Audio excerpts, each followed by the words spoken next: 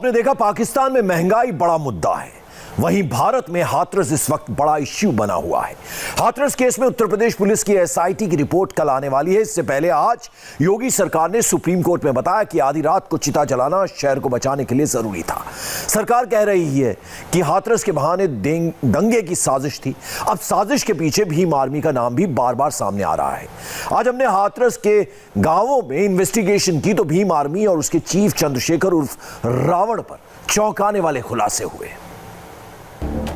Bhim army की तरफ से धमकियां पर धमकी आ रही हैं। क्या है भीम आर्मी? भीम आर्मी वाले हमको भड़काना चाह रहे हैं कि यहाँ पर दंगा हो। कौन है चंद्रशेखर आजाद रावण? भीम आर्मी वाले और जो ज्यादा दंगा फैलाना चाहते हैं, जातिवाद में ये फैलाना चाहते हैं। गांव में गुस्सा कौन भड़का रहा है? ये भीम आर्मी करेंगे जो कुछ करेगा। क्या भीम आर्मी यूपी में दंगा कराना चाहती है?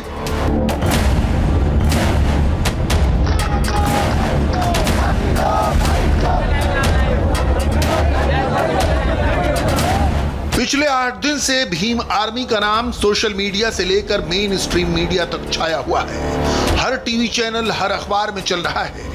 हाथरस में निर्भया से बेरहमी हुई तो सियासतदानों का गांव में मजमा लगना शुरू हो गया। बाकी पार्टियों के नेता आए और चले गए, लेकिन चंद्रशेखर रावण की चर्चा खत्म नहीं हुई। निर्भया के बूलगढ़ी गांव से सटे दूसरे गांवों में रावण का खौफ चल रहा है। यूपी सरकार और यूपी पुलिस का दावा है कि हाथरस के बहाने जातीय दंगे फैलाने की साजिश की गई थी।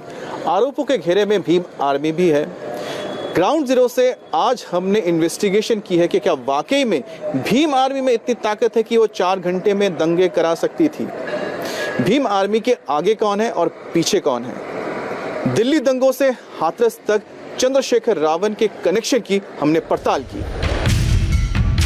भीम आर्मी पर पूरी इन्वेस्टिगेशन से पहले इस वीडियो को देखिए। रविवार 4 अक्टूबर को संगीनों के साए में पुलिस के घेरे में भीम आर्मी के मुखिया चंद्रशेखर रावण हाथरस के बूलगढ़ी गांव में पीड़ित परिवार के घर पहुंचे। अंदर चंद्रशेखर परिवार से मिल रहे थे और बाहर उनके सैकड़ों समर्थक जमा थे। हालात तनावपूर्ण थे। चंद्रशेखर ने बाहर निकलकर कहा कि पीड़ित परिवार को जान का खतरा है, उसे सुरक्षा चाहिए। हमारा परिवार यहाँ सुरक्षित नहीं है।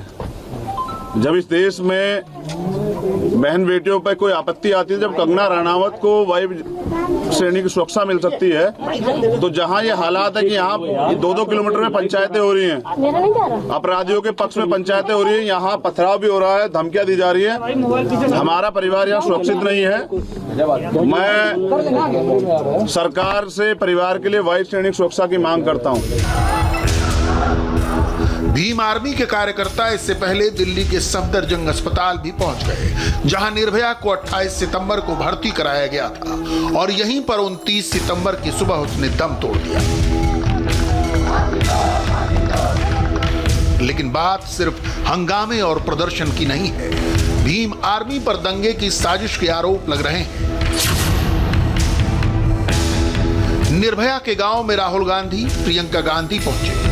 समाजवादी पार्टी के नेताओं का डेलीगेशन पहुंचा। टीएमसी से लेकर आम आदमी पार्टी के नेता तक पहुंचे, लेकिन लोगों का गुस्सा सिर्फ भीम आर्मी को लेकर है। India TV reporter Amit Palit Bulgarhi गांव के नजदीक खेड़ा परसौली गांव में पहुंचे, जहां सवर्ण समुदाय ने एक बड़ी पंचायत बुलाई थी। यहां 1-2 नहीं 20 लोगों ने डायरेक्ट कहा कि भीम आर्मी के लोग उनके गांव में आकर धमकी दे रहे हैं। हमारा इस गाँव में माहौल ऐसा डरे हुए हैं, बहुत सभी लोग डरे हुए हैं। भीम आर्मी की तरफ से धमकियां पर धमकी आ रही हैं कि आपके बच्चे को उठवा लेंगे, कि आपकी घर पर आग लगा देंगे, आपकी फसलों में आग लगा देंगे। इसलिए यहाँ पे बहुत तनाव का माहौल है हमारे। हम लोगों का कहना है कि हम शांति प्रिय से हम अपनी बात रख रहे हैं, तो इसलिए अपनी शांति प्रिय से अपनी बात को रखिए। भीम आर्मी करेंगे जो कुछ करेगा। दंगा कराने को लेंगे मीडिया से और पार्टी है उनसे मिली हुई है और वो दंगा कराने के चक्कर में। यूपी सरकार कह रही है कि हाथरस के बहाने जातीय हिंसा की साजिश रची गई थी। सुप्रीम कोर्ट में दाखिल हलफनामे में यूपी सरकार ने कहा इंटेलिजेंस एजेंसियों को हाथरस पर खुफिया रिपोर्ट मिली थी। 30 सितंबर को कई संगठन गांव में जमा होने वाले थे। मामले को जातीय रंग देने की कोशिश की जा रही थी। बाबरी मस्जिद के फैसले के चलते यूपी में हाई अलर्ट था। असाधारण परिस्थितियां, गैर कानूनी घटनाओं के चलते आधी रात पीड़ित के अंतिम संस्कार का फैसला लिया गया। सवाल यही है कि क्या भीम आर्मी को मुखौटा बनाकर साजिश रची गई, क्योंकि चंद्रशेखर के नेतृत्व में भीम आर्मी के सैकड़ों कार्यकर्ता पहले से ही बुलगड़ी गांव के इर्द गिर्द मौजूद थे। चंद्रशेखर और उनके सैकड़ों कार्यकर्ताओं को दिल्ली से लेकर हाथरस तक देखा गया। ये लोग पीड़िता के लिए इंसाफ की मांग कर रहे थे, लेकिन आरोप यह है कि इसी के पीछे साजिश रची गई थी। यूपी सरकार के एफिडेविट में पीड़िता के अंतिम संस्कार को लेकर जो बात कही है उसे डिटेल में समझना जरूरी है। पीड़िता का शव लेकर उसके पिता और भाई के साथ पुलिस दिल्ली से रात 9:30 बजे निकली। इसी बीच भीम आर्मी के हेड चंद्रशेखर आजाद और उनके समर्थक एम्बुलेंस के साथ चलने लगे और बीच में एम्बुलेंस को एस्कॉर्ट कर रही पुलिस टीम का रास्ता रोक लिया।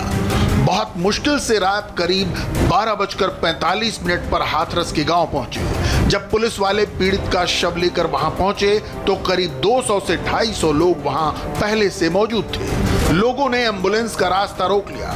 बड़ी संख्या में मौजूद लोगों ने पीड़ित के परिवार को घेर लिया और फिर पहले से प्लानिंग के तहत अंतिम संस्कार रोकने के लिए नारेबाजी करने लगे। परिवार के साथ करीब 2:30 बजे तक पीड़ित का शव रखा हुआ था।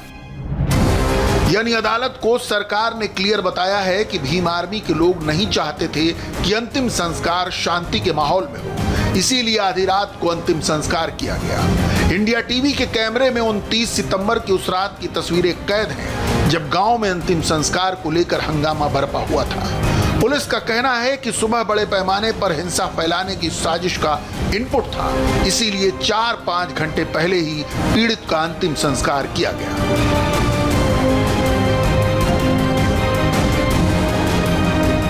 एक षड्यंत्र की इसमें साजिश है और जिसके बारे में विवेचना शुरू हो गई है और कुछ गिरफ्तारियां भी आगे इस संबंध में की जाएगी। सवाल उठता है कि क्या वाकई में भीम आर्मी में इतनी ताकत है कि वो 4 से 5 घंटे में दंगे करा दे।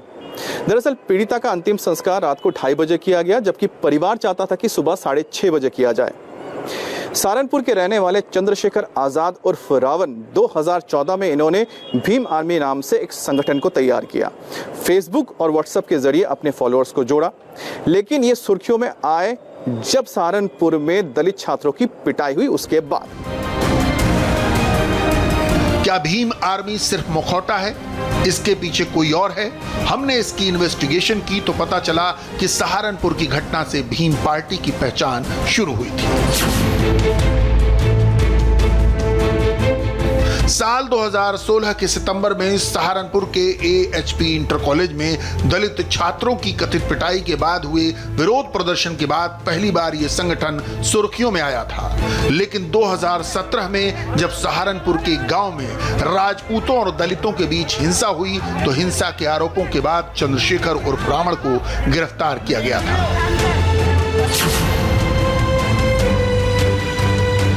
अगस्त 2019 में दिल्ली में संत रविदास का मंदिर तोड़े जाने के विरोध में भीम आर्मी ने प्रदर्शन किया था, जिसके बाद दिल्ली पुलिस ने कार्रवाई करते हुए चंद्रशेखर को गिरफ्तार किया। 2019 के आखिर में दिल्ली के शाहीन बाग में नागरिकता कानून के विरोध में धरना प्रदर्शन शुरू हुआ। भीम आर्मी और चंद्रशेखर रावण ने भी इसका समर्थन किया और शाहीन बाग के धरने में शामिल हुए।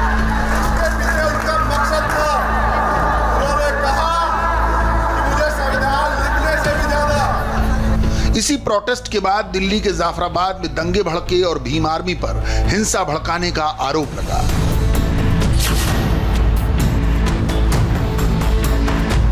कुछ दिन पहले ही दिल्ली पुलिस ने दंगे को लेकर चार्जशीट दाखिल की है। इसमें भीम आर्मी के प्रमुख चंद्रशेखर का भी नाम है। चार्जशीट में दावा किया गया है कि भीम आर्मी के प्रमुख चंद्रशेखर हिंसा की साजिश करने वालों के मददगार थे। अब हाथरस हिंसा की साजिश रचने के पीछे भीम आर्मी का नाम लोग ले रहे हैं। भीम आर्मी यूपी बेस्ड एक छोटा संगठन है। अब सवाल ये कि आखिर इसे किसका संरक्षण प्राप्त है और इस संगठन को कौन पैसा मुहैया कराता है। आखिर क्यों भीम आर्मी के ऊपर ये आरोप लगते हैं कि उसका कनेक्शन कभी कांग्रेस से है तो कभी पीएफआई से है। भीम आर्मी से पहले यूपी में दलित राजनीति के केंद्र में मायावती और उनकी बहुजन समाज पार्टी थी, लेकिन 2016 के बाद से चंद्रशेखर और रावण ने दलितों के रेडिकल नेता के तौर पर पहचान बनानी शुरू कर दी। चंद्रशेखर खुद को दलित राजनीति के वैकल्पिक चेहरे की तरह पेश करते हैं। चंद्रशेखर के बारे में कहा जाता है कि उन्हें कांग्रेस का भी बैकडोर वाला सपोर्ट हासिल है। ये तस्वीरें 2019 की हैं, जब मेरठ के अस्पताल में भर्ती चंद्रशेखर से मिलने प्रियंका गांधी पहुंच गई थी। तब प्रियंका ने कहा कि वो चंद्रशेखर के संघर्ष से प्रभावित है। तब कहा गया कि दलितों को लामबंद करने के लिए कांग्रेस भीम आर्मी का साथ दे रही है।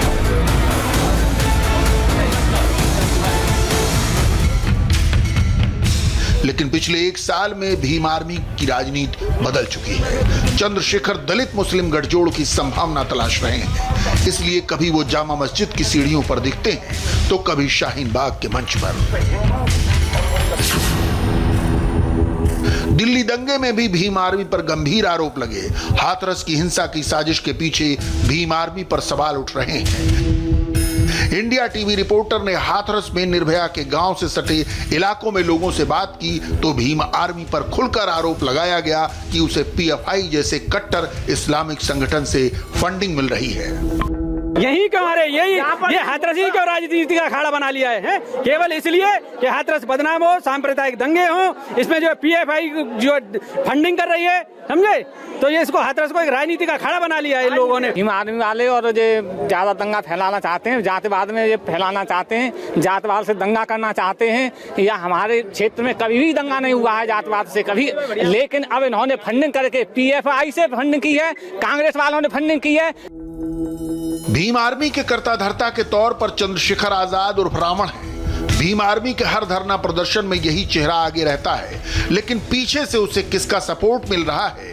पहला नाम कांग्रेस का आ रहा है, दूसरा नाम पीएफआई यानी पॉपुलर फ्रंट ऑफ इंडिया का आ रहा है। हाथरस के बहाने दंगे की साजिश के पीछे मुख्य तौर पर पीएफआई यानी पॉपुलर फ्रंट ऑफ इंडिया का नाम बताया जा रहा है। यूपी पुलिस ने पीएफआई के 4 संदिग्धों को भी गिरफ्तार किया है। उधर हाथरस केस में ही आज चीफ जस्टिस ऑफ इंडिया की बेंच ने निर्भया को, उसके परिवार को इंसाफ देने का रास्ता और पुख्ता कर दिया। सुप्रीम कोर्ट में चीफ जस्टिस ने कहा कि हाथरस की बेटी के साथ जो अपराध हुआ वो खौफनाक है। चीफ जस्टिस ने हाथरस की बेटी के परिवार को पूरी सुरक्षा देने, परिवार का पक्ष रखने के लिए अच्छा वकील देने का निर्देश दिया है।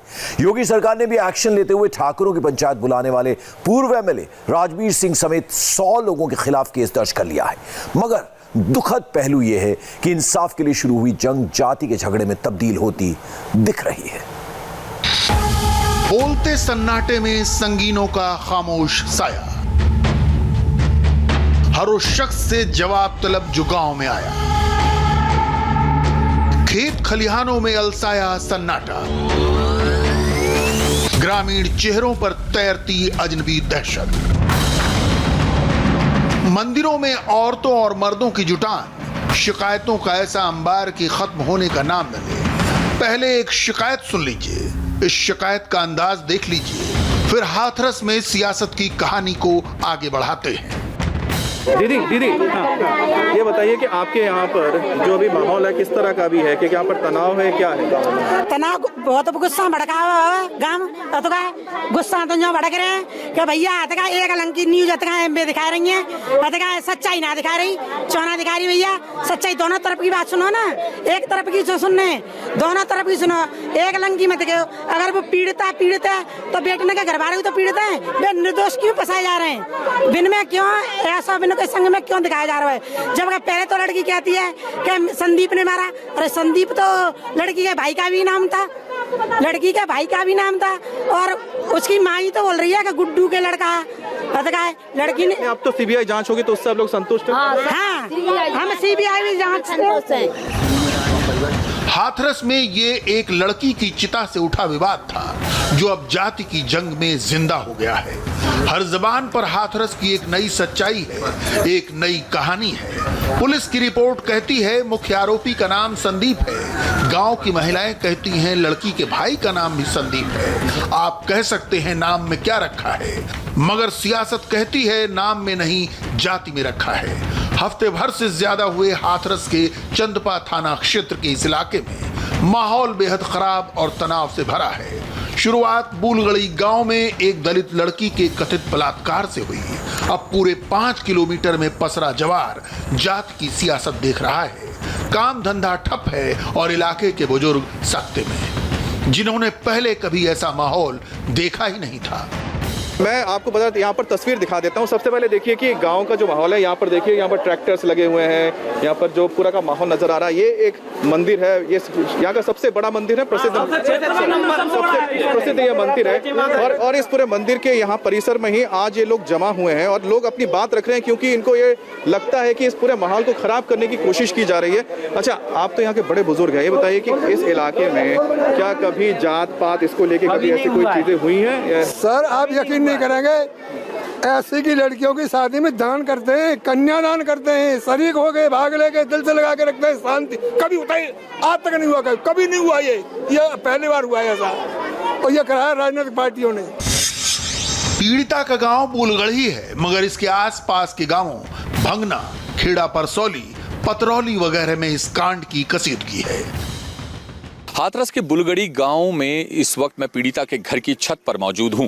ठीक मेरे पीछे इधर भंगना गांव है, महज 1 किलोमीटर से भी कम की दूरी है, और इधर की तरफ पतरौली है जो कि 1 किलोमीटर की दूरी पर है, और 1 किलोमीटर की दूरी पर ही चंदपा गांव है। ये चारों गांव ठाकुर बाहुल हैं, बाकी दूसरे समाज के लोग भी इन गांवों में रहते हैं। भले ही 1 किलोमीटर की दूरी हो इन चारों गांवों में, लेकिन इन चारों गांवों में रहने वाले लोगों के बीच नज़दीकियां खूब होती थी, जब तक कि 14 सितंबर की घटना नहीं हुई थी। लेकिन 14 सितंबर की घटना के बाद आसपास इतना माहौल तनावपूर्ण हो गया कि 1 किलोमीटर की दूरी भी अब कई किलोमीटर की दूरी बराबर हो गई। इन गांव के लोगों का कहना है कि जो 14 सितंबर की घटना है उसे राजनीतिक तूल दिया जा रहा है, राजनीतिक अखाड़ा बनाया जा रहा है, ताकि नेताओं का तो फायदा हो, भले ही जनता तनाव में पिस जाए।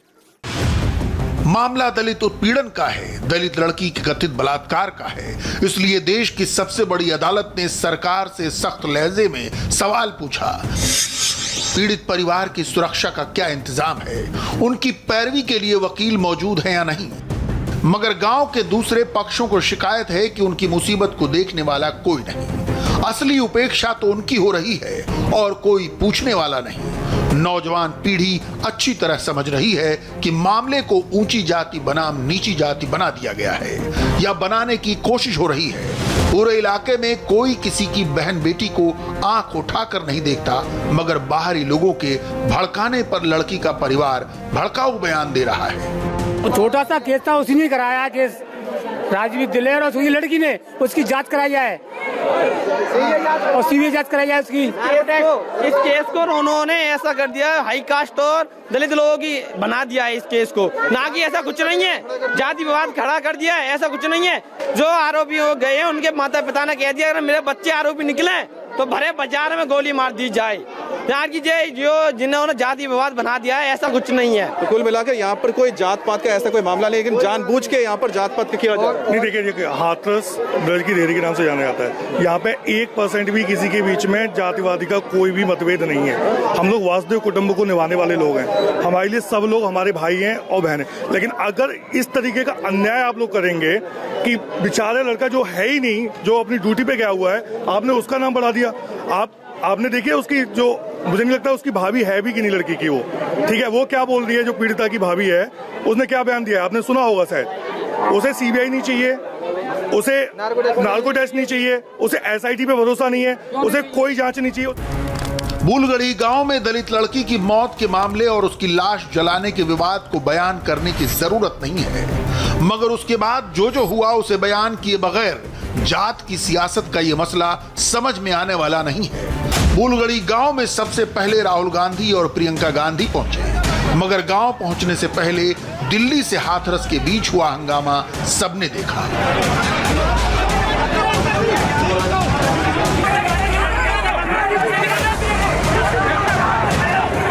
प्रियंका और राहुल पहुंचे तो भला समाजवादी पार्टी कहां पीछे रहने वाली थी।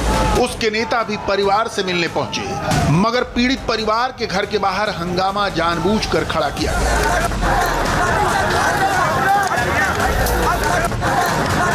भीम आर्मी वाले चंद्रशेखर आजाद रावण ने तो पूरे मामले को दलित बनाम ठाकुर का रंग दे दिया। लड़की के परिवार के लिए कंगना रनौत की तरह वाई श्रेणी की सुरक्षा मांगी। जब यहाँ हमारे लोग सुरक्षित नहीं तो यहाँ कैसे चलेगा? यहाँ मुझे उम्मीद नहीं है कि आने वाले कल में क्या होने वाला है।